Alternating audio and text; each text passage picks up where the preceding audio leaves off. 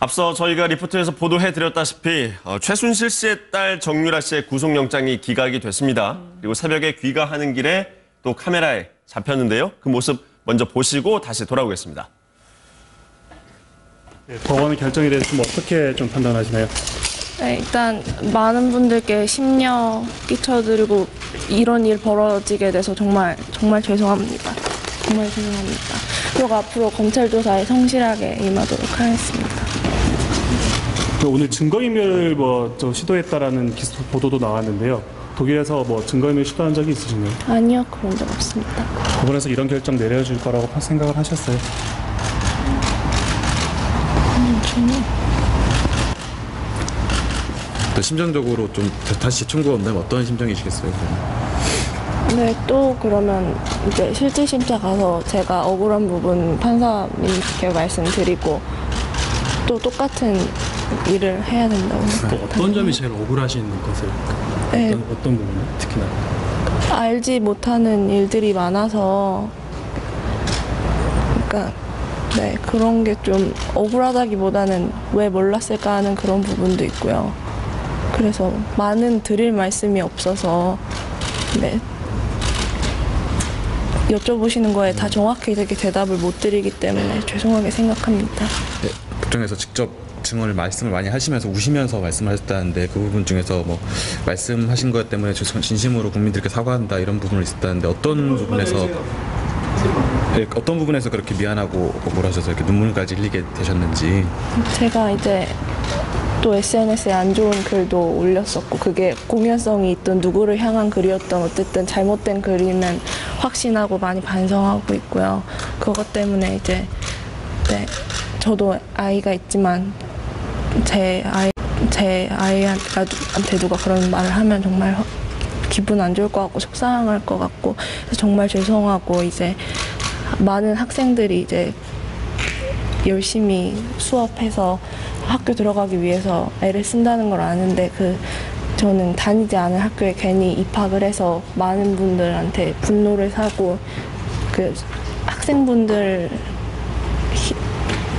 입장에도 좀 안 좋은 영향을 끼치는 것 같아서 정말 죄송하게 생각합니다. 그럼 여전히 아까 학교 안 다니셨다고 그러셨는데 여전히 입학과 이제 학사 관련해서는 여전히 모르신다는 입장이신 건가요, 그러면?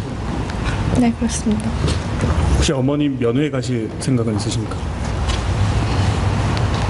그게 허락이 된다면 당연히 가겠지만 허락이 안 된다면 가지 못할 것 같습니다. 네, 정유라 씨의 오늘 새벽 귀갓길 발언을 같이 보셨는데요. 김남국 변호사님. 네.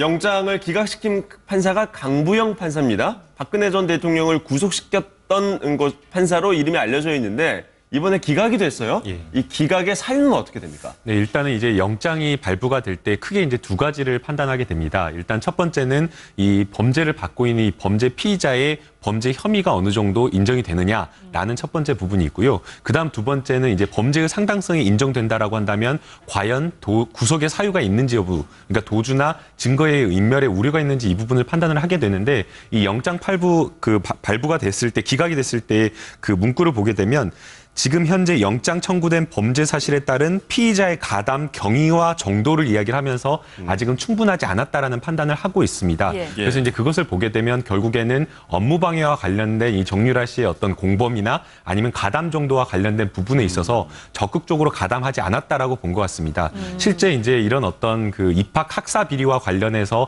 업무방해로 처벌되는 어떤 그런 경위를 보게 되면 부모가 적극적으로 가담을 하는 경우가 일반적이고 예. 아이가 여기에 대해서 공범이나 교수와 이제 어떤 공범 관계나 부모의 어떤 적극적인 어떤 주도 행위나 이런 것들을 알고서 이렇게 뭔가 입학하는 경우는 많지 않기 때문에 아마도 이 부분에 대해서 적극적으로 가담하지 않았다라고 본 것 같습니다. 네. 그리고 이제 구속 사유와 필요성과 관련해서도 저희가 일반적으로는 정유라가 덴마크에 도피해 있었기 때문에 도주하고 있었던 거 아니냐 이렇게 판단을 하고 있는데 엄밀하게 따져보면 법리적으로 따져보게 되면 정유라는 원래 독일에 있었고 그다음에 독일에 있었지만 이제 사실은 이제 기자들의 어떤 눈이나 이런 것들을 예. 피해서 그 최순실 씨의 그 요청에 의해서 덴마크로 갔었던 상황이었습니다. 그래서 그 시점에는 사실은 또 정유라 씨에 대한 그 체포영장이 발부되어 있지 않은 상황이기 때문에 그 체포영장이 발부됐던 시점으로 따져서 엄격하게 판단을 하게 되면 사실상 정유라는 도피를 하고 있었던 것이 아니고요. 그다음에 국내의 어떤 송환 요청에 대해서 응하지 않았던 것은 정유라가 가지고 있었던 본인의 어떤 권리를 행사한 측면이 있기 때문에 아마 이 부분에 대해서도 법원은 엄밀하게 법리적으로 따져서 도주나 이런 것으로 판단하지는 않은 것 같습니다. 지금 예. 김양국 변호사께서 왜 구속영장이 기각되었는가를 설명해 주고 계신데 바로 어젯밤까지만 해도 대부분의 법조인들은 구속될 것이다. 이렇게 이제 많이 말씀을 하셨어요. 예. 근데 저도 당연히 여러 가지 사유로 정유라가 앞으로 미진한 수사의 나머지 퍼즐을 채울 때까지 구속 상태에서 조사받을 게 많겠구나. 이 정유라가 범인으로서 어떤 용의자, 피의자로서의 역할보다도 지금 이 거대한 국정농단이라는 사건에서 지금까지 완전히 밝혀지지 않은 것을 뭘 좀 더 알고 있을까? 그러니까 증인으로서의 가치를 높게 보고 있었거든요. 네. 근데 오늘 아침에 대부분의 국민들은 이 소식을 접하면서 첫 번째는 충격, 두 번째는 황당, 세 번째는 허탈. 그럼 정유라 이제 집에 가서 뭘 할까? 자, 그럼 과연 도피나 증거 인멸의 우려는 없을까? 예를 들면 저는 뇌물죄를 걸 거냐 말 거냐 여러 가지 이제 논란이 있었습니다만 네. 뇌물죄에서 주범은 아니겠죠. 학사비리에서도 주범은 아니겠죠.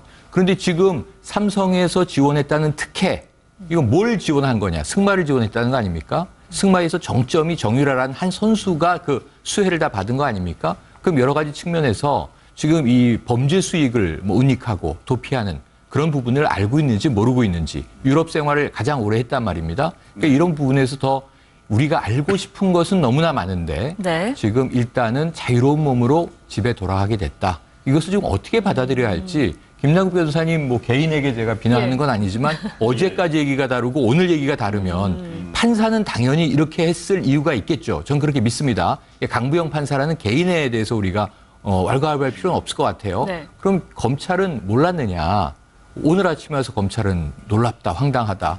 앞으로의 수사에 급제동이 걸렸다. 네. 지금 이럴 것이 아니라 그러면 영장을 제대로 청구를 했어야 되는 거 아닌가 하는 안타까움이 듭니다. 그럼 김남국 변호사께 이것도 하나만 네. 더 여쭤보고 가죠. 네네. 특혜를 받은 것 자체는, 그러니까 실제적으로 받은 사람은 정유라 씨잖아요. 이런 부분은 전혀 영향을 안 미치는 거예요. 그러니까 이제 그런 부분이 영향을 안 미쳤다라기보다는 단순하게 그냥 이제 어떤 특혜를 받았다라는 사실만으로 처벌하거나 구속할 수는 없다라고 보여집니다. 구속 사유가 안 된다는 예, 거죠. 그러니까 이제 결국에는 그런 것이 범죄 사실로, 그러니까 뇌물로 이게 받은 것을 뭐 정유라 씨가 알고서 그런 어떤 사정이나 이런 것들을 충분히 알고서 받았다라고 한다면 이 범죄 공범으로서의 어떤 범죄 사실이 인정이 될 텐데요. 그런 부분에 대한 어떤 입증이 좀 부족했던 것으로 예. 봅니다. 뭐 저희가 이제 검찰이 입수한 어떤 증거 기록을 이제 확인하지 못하기 때문에 여기에 대해서 왜 법원의 판단이 그렇게 나왔는지 추측하기 쉽지는 않지만 네네. 그래도 이제 추측을 한다라고 한다면 아마도 최순실 씨가 이 부분에 대해서 구체적으로 정유라 씨한테 설명을 해주지 않았을 가능성이 높고요. 적어도 이제 말로 설명을 해주지 않았다라고 한다면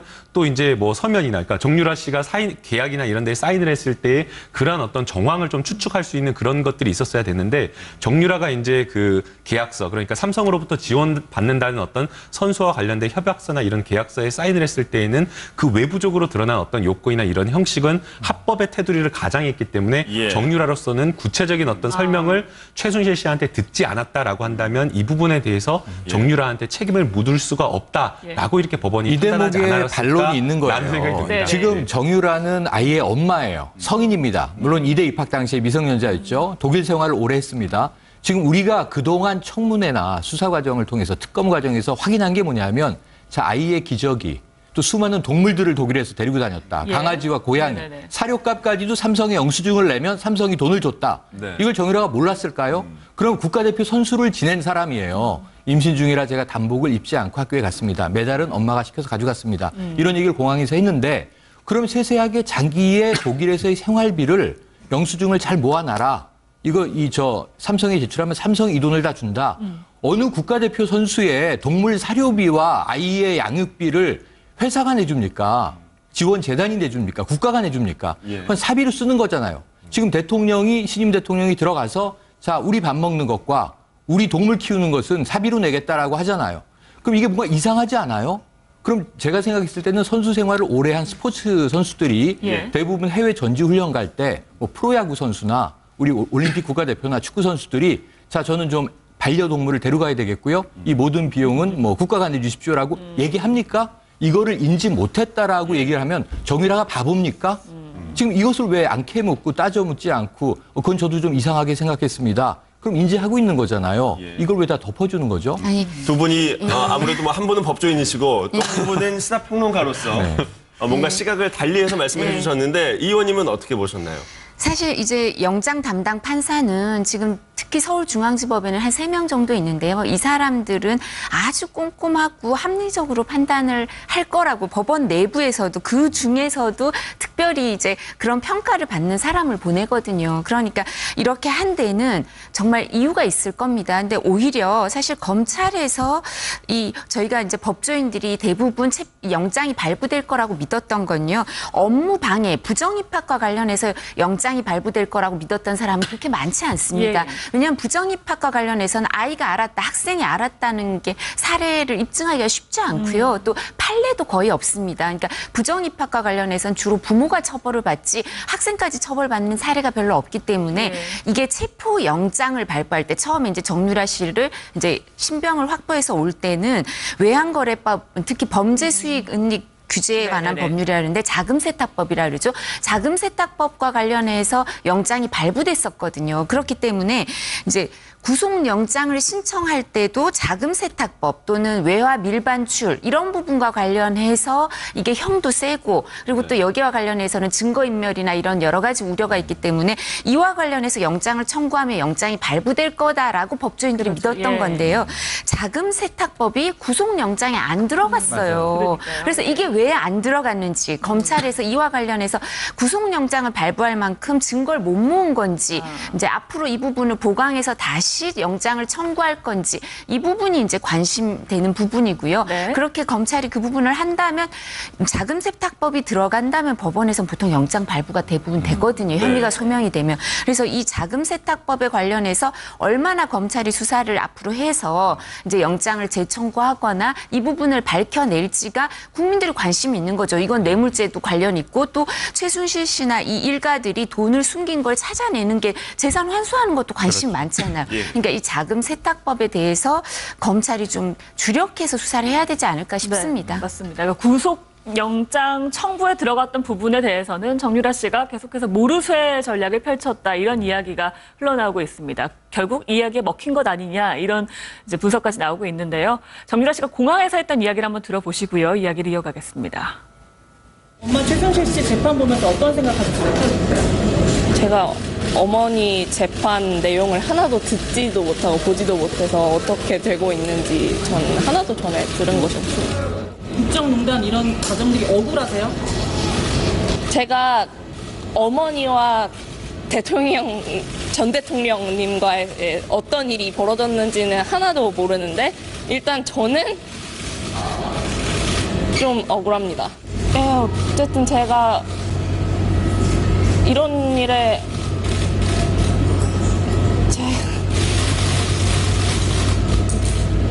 딱히 드릴 말씀은 없고 저도 지금 상당히 어떻게 해야 할지를 모르겠습니다.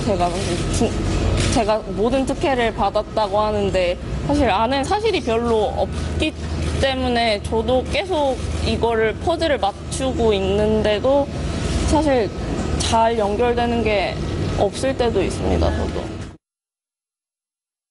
네, 공항에서도 일단 모른다라는 이야기로 일관을 하긴 했습니다. 네, 그래서 이 검찰 조사 과정에서 48시간 체포돼 있었잖아요. 흘러나온 이야기가 좀 짜맞춘 듯한 예행 연습을 한 듯한 느낌이다. 자연스럽지가 않다. 전반적으로 모른다고 한다. 지금 공항에서의 모습이 일면 진심이 담겨 있을 수도 있으면서 모든 이야기의 법적 논리는 자신의 이제 혐의는 모두 다 부인하고 있는 상황이다. 엄마가 모두 주도했고 난 시킨 대로만 했습니다. 근데 이게 새벽에 나오는 모습에서도 비슷하죠. 다만 공항에선 굉장히 당당하게 좀 거침없는 태도로 이야기를 해서 국민들이 좀 공분을 일으켰어요. 아니 지금 나라가 얼마나 시끄러웠는데 정유라 하나 때문에 중고생들이 촛불 집회 초기에 우르르 쏟아져 나온 건 거의 정유라 때문이라고 봅니다.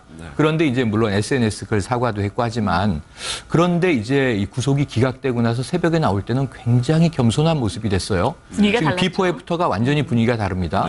이게 변호사의 조력이 좀 주요했던 것인가 아니면 뭐 또 물리적으로 시차 적응도 문제가 있었겠고 힘들었겠죠. 보강도 조사를 계속 받으니까. 그래서 지친 것도 있을 것 같고 저는 구속 수사가 이어졌다면 이 변호인의 조력과 상관없이 정유라가 좀 심경의 변화를 일으키면서 여러 가지 좀 새로운 진술이 나오지 않겠는가를 기대했는데 앞으로는 검찰의 수사가 뭐 보강된다고 아까 이 변호사님 말씀 주셨지만 그렇다 하더라도 이게 자유로운 상태와 또 이게 구속돼 있는 상태는 천양지차기 때문에 수사가 좀 이게 순조롭겠는가 하는 부분은 이제 의아심이 계속. 최 교수님께서 이 영장 기각의 아쉬운 부분을 네. 지적을 해주셨는데 지금 정유라 씨가 앞선 이 공항에서 나올 때 취재진의 질문에서도 엄마가 시켰다라는 취지로 얘기를 하고 있습니다. 네. 이 부분이 결국에는 아까 그 김 변호사님이 말씀해 주셨던 영장 기각의 사유와 직결되는 부분이라고 볼 수 있는 네, 거죠. 그 부분이 아마 가장 이제 핵심적이지 않았나라는 생각이 듭니다. 사실은 이제 만약 정유라 씨가 본인이 직접 가담하지 않았다라고 한다면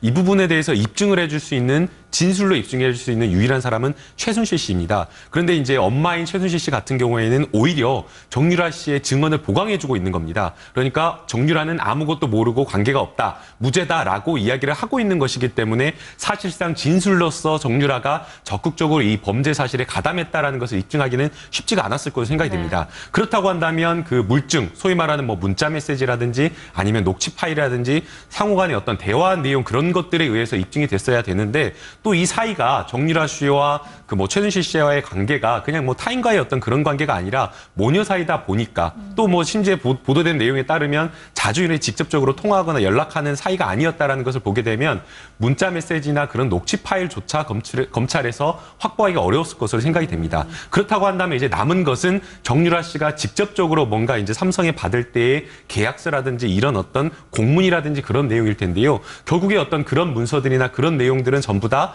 외형적으로는 형식적으로는 다 합법으로 되어 있기 때문에 사실상 정유라 씨의 어떤 공범이라든가 가담 정도를 밝히기에는 굉장히 어려웠을 것으로 보입니다. 예. 그래서 아마도 정유라 씨가 저렇게 조금 뭔가 감정을 섞어서 당당하게 뭔가 기자들 앞에서 이야기를 할 수 있지 않았나라는 생각이 듭니다. 그러면 결국에는 엄마에게 책임을 떠넘긴 전략이 주요했다 이렇게 생각을 할 수 있을 것 같습니다. 예, 특히 부정입학 관련해서는 엄마한테 책임을 떠넘기는 게 맞다 이렇게 그리고 또 이게 통할 거다라는 게 확신을 했을 거고요. 예. 그게 주요했고요.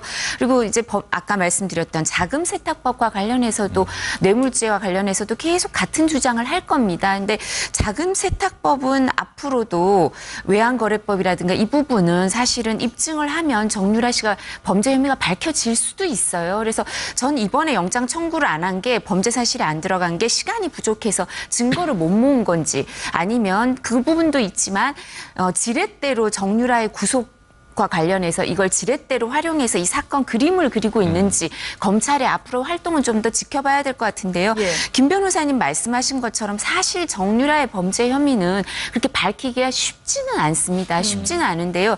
독일에서 이 자금 세탁법 관련해서 독일도 이 자금 세탁법이 있거든요. 얼마나 밝혀졌고 이 수사 협조가 어느 정도 이루어질 건지 그리고 그 뭐 주택을 구입하고 또 이런 과정에서 정유라 씨가 어느 정도 사실관계를 알고 있었다는 게 진술이 나올 건지 예, 예. 왜냐하면 지금 그 업무 방해와 관련해서는 이대 관계자들도 정유라 씨가 알았다 이런 진술은 없었을 것 같아요. 그래서 그 부분은 어려웠겠지만 나머지 돈을 쓰는 부분 실제 돈이 어떻게 취득됐는지 몰라도 돈을 쓸 때는 알 수밖에 없었을 거예요. 근데 이게 그래서 이런 부분과 관련해서는 검찰이 이게 지렛대로 활용을 한다면 최순실 씨한테도 협조를 좀 얻기가 쉬운 부분도 있을 수가 예. 있고요. 그리고 정유라 씨도 저희가 해보면 저렇게 거침없는 성격들은요. 두 번째 구속되는 걸 정말 두려워합니다. 아, 그렇군요. 네, 두 번째 구속이 될 것 같으면 확 무너지거든요. 네. 첫 번째 구속될 때는 거침없는 성격들은 가서 버틸 수 있다 이런 마음을 먹습니다. 근데 이제 구속됐다 풀려났다가 또 다시 구속될 위기에 닥치면 사람들이 그때 가장 무너지거든요. 그래서 그렇게 할 수 있을지 검찰이 그렇지 않으면 지금 우리가 걱정하는 것처럼 혐의를 입증하지 못할지 이 부분은 이 정유라 씨 사건만뿐만이 아니라 국정 그 농단 사건의 재수사와 관련된 계획 그리고 아마 검찰의 신뢰 이런 부분까지 합쳐져 있기 때문에 그리고 특수 일부 부장은 또 본인도 명예회복을 또 하고 싶을 거 아니에요. 또 여러 가지 어려운 일이 있어서 그래서 좀 더 우리가 시간을 갖고 지켜볼 필요도 있지 않을까 싶습니다. 학사비리 말고 돈과 관련된 부분은 앞으로 남은 수사를 좀 지켜봐야 될 필요가 있는 것 같은데요. 학사비리도 문제가 있어요. 예. 학사비리 때 지금 보세요. 전 총장, 전 학장, 교수, 학점중 교수 다 줄줄이 구속돼서 지금 실형 선고받고 있는 과정입니다. 뭐 그 모치는 7년형을 구형받았죠. 판결이 나와야 되지만. 근데 그 모든 특혜를 받은 딸은 지금 불구속, 몰랐다는 이유인데 자, 공항에서 너무 천진한 얼굴로 전 하나도 몰랐고요. 입학 취소 너무 당연하다고 인정하고요. 학교를 간 적도 없고 전공도 몰랐다. 근데 우리가 아는 사실이 있어요. 정유라 몰랐다고 하는데 정유라는 중국에 수업 때문에 갑니다. 디자인 관련 수업이에요. 우리가 아는 게 그 교수가 강사분이 새벽에 공항으로 모시러 갑니다. 정유라 학생을. 학생들은 다 이대 학생들은 모여서 그 클래스에서 같이 단체로 비행기를 타고 숙소로 간 거잖아요. 정유라가 따라오니까 강사가 모시러 가요. 자, 제가 그 과목에 그 학점을 준 교수입니다. 유라 씨 이렇게 얘기하니까 정유라가 아유 학점 잘 주셔서 고맙습니다. 이렇게 얘기를 해요. 네. 교수가 자 지금 리포트 안 내면 학점 못 드립니다. 그러니까 사진 뚝 찍어서 보내잖아요. 행동을 했어요. 정유라가. 한 번도 학교를 가지 않았다. 이 거짓말이잖아요. 전공을 몰랐다. 거짓말이에요. 어떤 수업을 들었는지 자기는 아는 과목들도 있어요. 물론 모르는 과목도 있겠지만. 근데 이것에 대해서 지금 48시간이 부족했다? 그런데 왜 그럼 국적기에 타자마자 11시간을 날려버리고 긴급 체포를 했을까? 모든 전문가는 인천공항에서 내릴 때 체포할 것이다 했는데 암스테르담에서 오르니까 체포해놓고 그때 무슨 얘기를 다 했어요, 여기서. 아, 이 구속을 확신하고 있기 때문에 11시간 아깝지가 않습니다. 범죄 소명이 확실합니다. 많은 패널들이 그런 얘기를 했었단 말이에요. 근데 이 결과를 보면 국민들에게 뭐라고 설명을 할 겁니까? 전문가들. 그러니까 전 검찰을 우선 1차적으로 비판을 하고 싶고요. 이 결과에 대해서. 그럼 앞으로 정말 우리 이두아 의원님 말씀처럼 정말 보강 수사를 해서 보강으로 이제 구속을 할 것이며 그 정유라를 통해서 뭔가 새로운 것을 더 얻어낼 수 있을 것을 검찰 조직이 확신하는지 저는 오늘 아침에 좀 의구심이 듭니다. 결국 정유라 씨는 많은 내용들을 엄마에게, 최순실 씨에게 미루고 있는 상황인데 조금 전에 이제 새벽 이야기에서도 보셨지만 최순실 씨에 대해서 면회를 갈 것이냐라는 질문에 허락이 된다면 가겠다라고 허락이 안 될 당연히 허락이 안 될 겁니다. 특히나 이제 정유라 씨 같은 경우에는 최순실 씨와 공범 관계에 있고 매우 그 최순실 씨와 관련해서 주요한 어떤 내용이나 이런 진술을 할 수 있는 상황이 있기 때문에 절대 허가는 안 될 것으로 생각합니다. 면회는 불가능하다고 봐야 되겠군요. 허락이 안 되는 게 뭐가 중요하겠습니까? 지금 모녀의 변호인이 같은 분인데요. 알겠습니다. 앞으로 사실 이 검찰 수사가 어떻게 진행될지는 모르겠지만 이 의원님께서는 영장이 재청구될 걸로 예상을 하십니까? 사실 영장을 재청구하지 않는다면 국민들이 이 사건과 관련해서 좀 의구심을 가질 수밖에 없을 것 같습니다. 그러니까 이 사건은 사실 국민들이 끝까지 이제 책임을 묻고 싶어 하는 부분이 있잖아요. 그래서 특히 무엇보다도 재산이 만약에 이제 재산 범죄가 일부 있으니까 이게 은닉이 돼 있다면 그 부분도 환수해서 국고에서 이걸 환수해야 되는 게 아닌가 이런 부분도 관심이 많을 수밖에 없거든요. 그렇다면 이와 관련해서 최순실 씨가 한국에 먼저 들어올 때 사실 정유라 씨한테는 일정 부분 돈과 관련된 얘기를 해주고 왔겠죠. 자기가 어떻게 될지도 모르고. 그다음에 본인은 생각해보면 최순실 씨 입장에서는 구속 이런 걸 떠나서도 상속인이 정유라 씨밖에 없어요. 이혼한 상태고 이러면 자녀도 하나밖에 없으니까. 그래서 돈 문제를 성인이 되고 아이도 있는 그 정유라 씨한테 하나도 얘기를 안 했을까요? 자기가 어떻게 될지도 모르고. 그렇다면 이 부분에 대해서 분명히 얘기를 했을 거고 일정 부분 그 시간이 지나고 나서는 이 정유라 씨가 범죄 수익인지 알면서 이 돈을 관리하거나 이 돈을 쓰는 데 있어서 관여를 했을 수밖에 없습니다. 생활비를 지금 구금 기간뿐만 아니라 그 도피 일정 부분 엄마가 이렇게 돌아오고 나서는 그게 범죄 수익이라는 걸 알 수밖에 없잖아요. 그러니까 이 부분은 검찰이 꼭 밝혀내야 되는 게 아닌가 싶습니다. 검찰이 보강 수사를 통해서 며칠 안에 다시 영장을 재청구를 할지 좀 지켜봐야겠습니다. 다음 이슈로 좀 넘어가서 또 얘기를 나눠보겠습니다. 어제 김상조 공정위원장의 후보자의 청문회가 있었는데요. 야당 의원들이 총공세를 펼쳤지만 또 일각에서는 뭐 결정적인 한 방은 또 없었다 뭐 이런 이야기들도 있습니다. 네. 이야기를 나눌 텐데 관련된 영상 보시고 다시 돌아오겠습니다.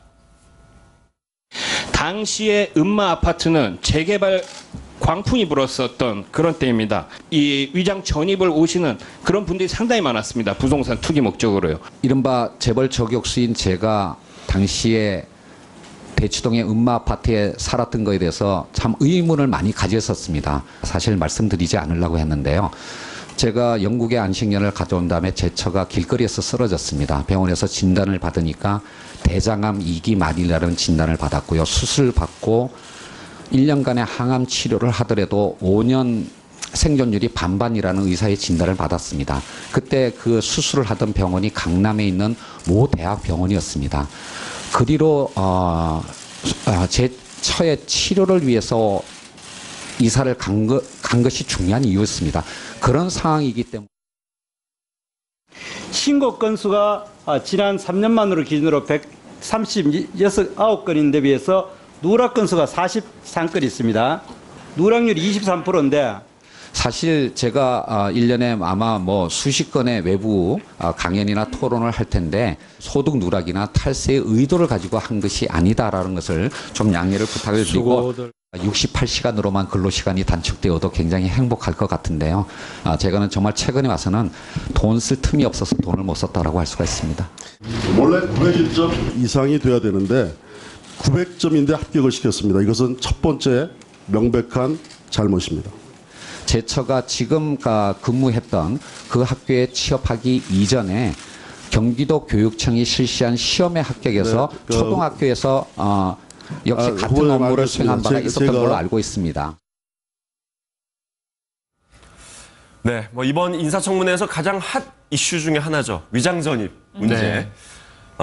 이 문제에 대해서 이 김상조 후보자는 처의 수술 문제를 거론을 했습니다. 네. 교수님, 이 부분 어떻게 잘 해명이 됐다고 보십니까? 이게 뭐 해명이 된 수준을 넘어서서 개인사의 아픔이 있구나. 예를 들면은 배우자가 아파서 지금 이 얘기에 좀 가슴이 울리는 거거든요. 5년 이내 생존율이 반반이었다 당시에. 그럼 5년 이상을 살 수 있을 가능성이 50대 50이었다. 수술하고 병원 치료하고. 그래서 이제 강남에 있는 특정 대학병원을 다니기 위해서 부득이 이제 가족들은 모든 생계를 다 뭐 정리하고 이제 이사 가서 수발을 드는 상황 아닙니까? 그럼 저런 대목이 사실이라면, 저게 거짓이라면 저건 굉장한 이제 기만이 되겠지만 네. 저게 사실이라면 저기에는 누구도 납득해주지 않을 또 상황이 없잖아요. 그래서 그런 대목에서는 그럼 위장전입이 아니었던 것이구나. 하고 위장전입이 두 건이에요. 97년, 2004년. 2004년은 예일대로 가족이 다 떠났을 때예요. 근데 97년 얘기를 하고 있는 건데 그러면 상당히 좀 이거는 뭐 대부분은 해명이 됐다고 봐야 할 것 같습니다. 이제 음마 아파트 같은 경우에는 이제 그 병원을 가기 위해서였다라고 해명을 하고 있는데요. 네. 실제 그 음마 아파트와 병원 간의 그 거리를 보니까 한 2.1km 정도 돼가지고 차로 한 3분 빠르면 이제 3분, 뭐 신호가 걸린다 한 5분 정도 걸린대요. 그러니까 아마도 그런 어떤 거리상의 이점을 좀 살리기 위해서 움직였던 것으로 이사를 했던 것으로 생각이 되고요. 그리고 또 기본적으로 위장전입이라고 하는 것은 실제 거주를 하지 않고 허위로 주소지만 신고를 하는 경우에 위장전입이 성립이 되는데 지금 이제 김상조 후보자 같은 경우에는 음마 아파트에 실제 살았기 때문에 거죠. 이건 위장전입 자체가 안 된다고 봐야 될 것 같습니다. 네, 그래요. 대부분 이 김상조 후보의 지금 위장전입은 그래도 아주 그 악질적인 위장전입은 아니었다. 이런 평가들을 많이 하시는 것 같은데 부동산 문제 같이 나올 때 이 다운 계약서 문제가 또 같이 나오고 있습니다. 이게 과거에는 그 2006년 이전인가요? 그 시점이 지금 정확한 시점이 지금 기억이 안 나는데 그 전에는 그렇게 관행적으로 많이들 했던 거였었습니까? 예, 이제 저희 뭐 기준시가라고도 하고요. 그 기준시가 이제 그걸 많이 쓰고 실거래가를 쓰지 않았다는 건데 뭐 부동산 그 중개인들도 그 부분을 세금을 절약하기 위해서 일정 부분 이렇게 해도 다 그 당시에는 세무서에서 받아줬기 때문에 그런 신고를요. 그렇게 하자고 하는 건데 실질적으로 사실 김상조 후보자가 몰랐다고 하는 건 조금 의구심은 있어요. 왜냐하면 보통 그럴 때 부동산 중개인이라든가 법무사들이 책임을 안 지려고요. 왜냐하면 그게 합법적이진 않았어요. 옛날에도. 그렇기 때문에 당사자한테 물어보는 거죠. 이렇게 해도 되겠습니까? 세금 절약되고 큰 문제 안 생깁니다. 라고 물어봤을 텐데 근데 이제 뭐 기억이 안 날 수도 있고 이런 상황은 있겠지만 그래서 아마 처음엔 계속 관행이어서 문제가 안 된다고 하다가 이제 그 계속 질문이 이어지니까 김상조 후보자가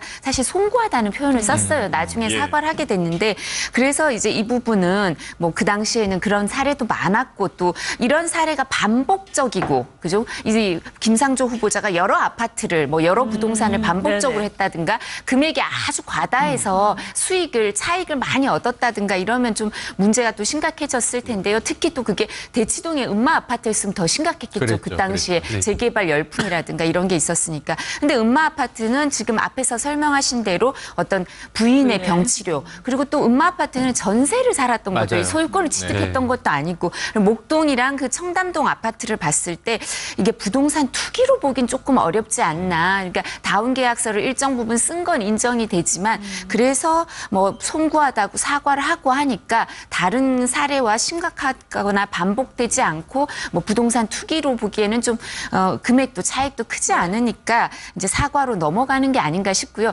그리고 제가 김상조 후보자 청문회를 보면서 느낀 게 야당 의원들도 얼마 전까지 여당을 하다 야당을 하려니까 적응이 잘 안 되는 거예요. 그리고 여당 의원들도 사석에서 만나면 뭐라 하냐면 여당 의원은 어떻게 해야 돼?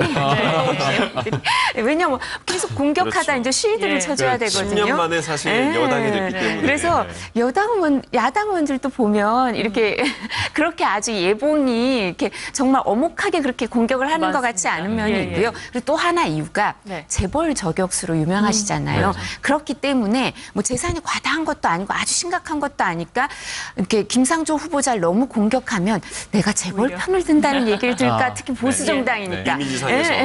그러니까 조금 더 공격이 무뎌지는 게 아닌가 싶기도 합니다. 그래서인가요? 굉장히 생각보다 의혹의 가지수는 많았잖아요. 그런데 그거예요. 뭐 해명은 잘 된 것 같다고 선방했다 이런 평가들이 좀 있습니다. 그러니까 18가지 의혹이에요. 굉장히 많죠. 그중에서 주로 야당이 공세를 폈던 건 뭐냐면 아까 말씀하신 대로 결정적인 한 방은 없는데 자, 이 대통령이 후보 시절 얘기했던 5가지 원천 배제하겠다고 하는 비리에 4가지나 걸렸다.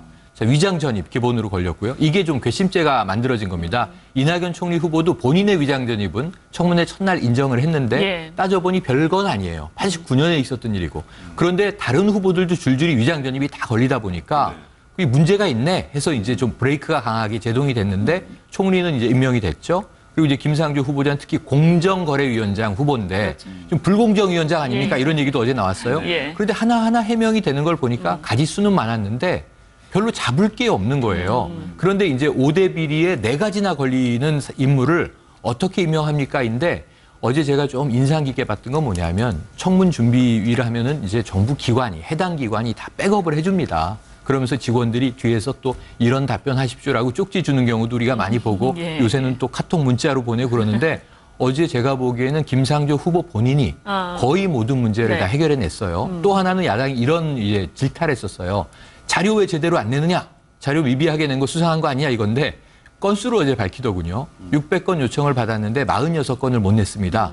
그럼 자료를 90% 이상 낸 거예요. 이건 후보로 굉장히 많이 자료를 증빙한 거거든요. 뭐 이 구할 수 없는 자료는 할 수 없고 빼고 거의 다 냈습니다를 또 스스로 이렇게 증명을 해내니까 이 부분에 있어서는 청문위원들은 여러 가지 공격을 했지만 결국은 골키퍼가 강했구나 하는 생각이 듭니다. 지금 저희 자막에도 나가지만 결정타가 없다. 그러니까 결정적인 한 방이 없었다라는 표현이 많이 나오는데 한 방이 없었던 겁니까? 아니면 좀 못했던 거라고 보십니까? 둘 다가 아닌가 싶어요. 제가 아까 말씀드렸던 것처럼 오히려 그 보수 정당이 야당이기 때문에 재벌 저격수란 별명이 붙은 그 김상조 후보에 대해서 그리고 재벌 개혁을 하겠다고 지금 뭐 재벌 해체라는 거는 있을 수 없지만 재벌 개혁을 일정 부분 5대 기업 중심으로 해보겠다 이렇게 얘기를 하니까 좀 주춤해지는 게 있죠. 이렇게 국회의원들이 주춤해지는 것도 있고 또 뿐만 아니라 결정적인 것도 없지 않았나 싶은 게요. 이제 부동산 투기나 이런 게 제일 문제가 됐을 텐데 그런 걸 봤을 때 재산 증식의 문제 이런 게 청담동 아파트가 제일 문제가 됐겠죠 보면.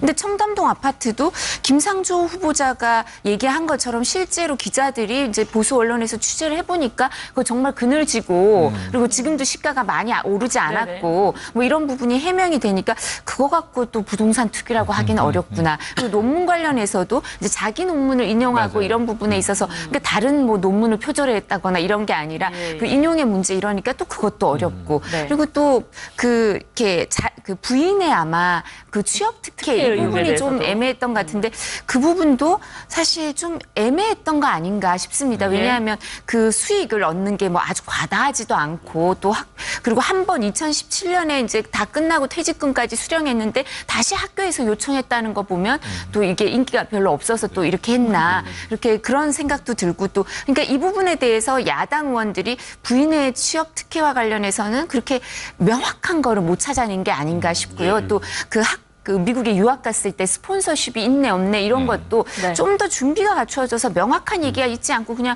계속 스폰서십이 있었던 거 아니냐 의혹만 있지 사실 학비를 우리 석자 교수처럼 그런 게 아닌 것 같은데 그 부분에 대해서 명확하게 또 자료를 갖고 공격한 건 아니었던 것 같아서 김상조 후보자가 차분한 성격이신 것 네. 같아요. 그러니까 해명을 잘 하는 걸로 비춰져서 예. 그렇게 큰 문제가 없어 보인다. 그러니까 여러 가지 의혹은 있었지만 결정적으로 공직 수행을 할 정도로 청렴도나 어떤 문제가 있다고 보기는 좀 예. 어렵지 않았나 싶습니다. 이 취업 특혜 같은 경우는 뭐 대선 기간 동안에도 또 안철수 후보 같은 경우도 취업 특혜 의혹에 많이 시달렸었잖아요. 공격을 받았었고요. 네. 지금 김상조 후보자에게 그 제기되는 취업 특혜 의혹은 처가 그러니까 점수가 미달됐었다. 토익 점수가. 네. 그것도 어떻게 1점. 공교롭게도 딱 1점이었었어요. 네, 네, 네. 사실 1점이란 숫자는 다들 토익 시험 쳐봐서 아시겠지만 한 문제도 되지 않는 사실 네. 점수잖아요. 저 때는 토플을 쳐서 토익을 안 쳐봤습니다. 죄송합니다. 그때는 더 어려운 시험을 치셨었군요. 네. 그 토익이 더 종합적이 된 거죠. 예. 그래 뭐 지금은 공인 점수는 다 인정되니까. 예. 그런데 901점이 기준인데 900점을 받았다. 단 1점이라도 기준은 기준이에요. 예, 왜냐면 맞습니다. 우리가 해마다 수능하고 생각해 보세요. 1점 때문에 떨어지는 학생이 그럼요. 전국에 얼마나 예, 많은가. 예. 그래서 기준으로 보면은 1점 미달이어도 미달은 미달이에요. 공격이 맞는데 문제는 뭐냐면 경쟁이 있었으면 이거는 완전히 위법한 일이 되는 겁니다. 예. 근데 단독 응모예요. 그러니까 이제 지금 선생님은 뽑아야겠고 학교가 기준은 정해져 있는데 문제는 1점 모자라는데 다른 후보가 없기 때문에 예. 이 사람이 됐다. 이거 우리가 이제 입시로 치면은 과거에 그 미달 학과거든요. 그래서 TO는 있고 학생은 뽑아야 되는데 기준 점수가 미달이다 그러면 학교가 알아서 그럼 차점자라도 우리 채우겠다 학생을 해서 뽑는 경우는 학교의 결정인 겁니다. 그래서 이게 다른 선생님 후보를 밀어내고 취업이 된 거면 큰일 날 뻔했어요. 그런데 확인을 해보니 미달이었고 네. 응모한 사람이 한 명인데 1점이 모자랐다. 근데 이분이 과거에 학교 선생님을 쭉 하던 분이다. 그럼 무슨 문제가 있겠는가 하고 임용을 했다는 거예요. 그럼 여기서부터는 후보의 문제가 아니라 학교의 재량권이 되는 겁니다. 그래서 이 문제가 그냥 해결돼 버린 거죠. 그러니까 결국에 이 부분에서 이제 가장 핵심적이라고 하는 것은 만약에 이제 이 부분에 김상조 후보자가 본인의 어떤 영향력이나 이런 것들을 행사해가지고 부당하게 채용을 했다라고 한다면 이것은 문제가 될 수 있지만 앞서 이제 최영일 평론가님께서 교수님께서 말씀해주신 대로 이 부분에 있어서는 학교가 재량 영역에 있어서 행사를 한 것이고요. 그다음에 이제 지금 우리가 뭐 공정거래위원장 후보자가 되었기 때문에 김상조 후보자에 대해서 굉장히 많이 이야기를 하고 있는 것이지 김상조 후보자가 뭔가 시민사회 활동이나 이런 것들을 많이 했다고 하더라도 예. 사실상 이 김상조 후보자가 누군지를 모르는 분들이 국민 대다수입니다. 또 특히나 뭐 사회적인 어떤 영향력을 가지고 있었던 분이 아니기 때문에 이 후보자의 부인이 본인의 뭐 남편이 김상조다라고 이야기를 해도 학교장은 오히려 그게 누구요라고 이렇게 반문했을 가능성이 높기 때문에 채용 과정에서 어떤 외압이라든가 그런 것들이 없었다라고 한다면 이 부분은 의혹으로 보기에는 좀 어려울 것 그러니까 같습니다. 부당한 영향력을 행사할 정도의 위치였냐 위치가 김상조 아닌 거죠. 후보자가. 네. 근데 이제 부당한 영향력을 행사할 정도의 힘이 있다고 보여지지 않았다 그 당시는. 네. 그래서 아마 이 부분은 입증하기가 어려운 것 같습니다. 네, 또 어제 조금 전에 잠깐 얘기가 나왔지만요. 스폰서십 관련해서 발언이 나오니까 또 이게 또 문자 폭탄으로 이어져서 의원들의 항의가 좀 있었습니다. 의원들의 이야기를 먼저 들어보시고 이야기를 나눠보죠. 미국 기업 CEO의 추천, 어떻게 보면 이 양반이 스폰서 아닙니까? 제가 이 스폰서의 추천을 통해서 후보자께서 이 프로그램을 다녀왔다 이렇게 이제 오전에 질의를 하니까 지금 제가 문자폭탄을 받았어요. 뭐 욕설과 비하, 협박까지 이루어지는 것은 명백하게 또 형사 범죄니까요. 제가 보기엔 그 이유를 생각해야 돼요. 왜 나한테 이 시기에 이렇게 한꺼번에 문자가 몰려올까? 네, 손혜원 의원이 또 SNS에 뭐 사람이 댓글로 죽지는 않는다 뭐 이런 얘기를 하긴 했습니다만 어떻게 보셨습니까? 근데 이제 그 표현은 조금 취지는 알겠는데 네네. 표현은 적절하지 않으신 것 같아요. 이게 사람이 꼭 죽는 것만 범죄가 아니니까요. 그러니까 그건 좀 적절하지 않으신 것 같고 그리고 사실 국회의원들은 감내해야 되는 게 많죠. 이제 저희가 어떤 표현을 쓰냐면 유리 상자 안에서 산다 이런 얘기를 쓰거든요. 요즘은 권력보다도 그렇게 의무가 많고 또 그러니까 이런 부분에 있어서 국민들이 의사 표현을 하면 받아들여야 되죠. 유권자의 표현을. 그리고 본인들도 선거 운동할 때는 문자 폭탄을 날리시기도 하거든요. 그렇기 때문에 감내해야 되는 부분이긴 하겠지만 그 정도가 지나친 경우에 어떤 그 아까 말씀하신 것처럼 욕설이나 아니면 협박까지 가족들을 이렇게 뭐 어떻게 하겠다 이런 게 오기도 해서 저도 아는 어떤 의원님도 이렇게 뭐 이렇게 형사 고소를 한다 이런 얘기를 하시던데요. 근데 이게 꼭 또 이런 경우 말고도 또 이제 여당 의원들 경우 지금 여당 의원들한테도 그런 문자 협박이 오기도 한대요. 그래서 그렇게 하시는 분들도 있는데 어느 당을 지지하든 누구를 지지하든 이제 본인의 그 지지 발언만 중요하고 본인과 똑같은 생각을 가진 사람들의 목소리만 중요한 게 아니라 이 민주주의 사회라는 거는 다른 사람, 다른 생각을 가진 사람도 발언할 기회를 보장해 주는 게 나도 언젠가는 소수자가 될 수도 있고 야당이 될 수도 있고 이런 거 아니겠습니까? 그래서 좀 더 그런 의식이 이제 퍼져야 되는데 그렇지만 일정 부분 이 과도기인 것 같아요. 그러니까 이 한계를 명확하게 하는 과도기인데 근데 이제 그래서 아마 의원님들도 여야 의원을 막론하고 문제가 될 범죄가 될 것 같이 확실한 경우에는 다 이제는 형사 고소를 하고 권리를 행사하시는 것 같더라고요. 그래서 이거를 좀 이렇게 기준을 좀 명확히 할 때가 되지 않았나 싶습니다. 그래요. 최 교수님. 최 교수님도 방송 활동을 많이 하시니까 문자를 많이 받으실 때가 물론 뭐 팬들의 문자도 있겠습니다만 지금 이야기할 때 팬들의 문자는 거의 없고요. 뭔가 좀 저 발언은 나의 마음에 들지 않는다 그러면 저는 뭐 프로필도 인터넷에 공개돼 있고 이메일이라든가 또 뭐 이 포탈에 여러 가지 SNS 계정도 공개돼 있다 보니까 의견들이 종종 와요. 뭐 욕도 있고 비방도 있고 뭐 협박도 있고 한데 웃어 넘기는 수밖에 없어 보이고요. 이런 여론들도 있구나라고 귀 기울여야 되는데 아까 과도기라는 표현이 정확하세요. 왜냐하면 지금 선거가 4년마다 있어요. 국회의원이. 대의제 민주주의인데 국민들은 막 직접 민주주의 하고 싶은 겁니다. 촛불 힘도 받고 그러다 보니까 국회의원이 내 입장을 대변하지 못하고 내 입장과 반대되는 입장을 얘기할 때는 제대로 대변하시오 민의를. 그것은 일부의 민의일 수 있으나 그런 또 분노가 즉각 표출되는 거죠. 이건 또 이제 통신 기술의 발전과도 맞물려 있는데 앞으로 이 대의제 민주주의와 직접 민주주의의 격돌 사이에 어떤 절충적인 해법이 있을지 이건 우리 사회의 큰 숙제입니다.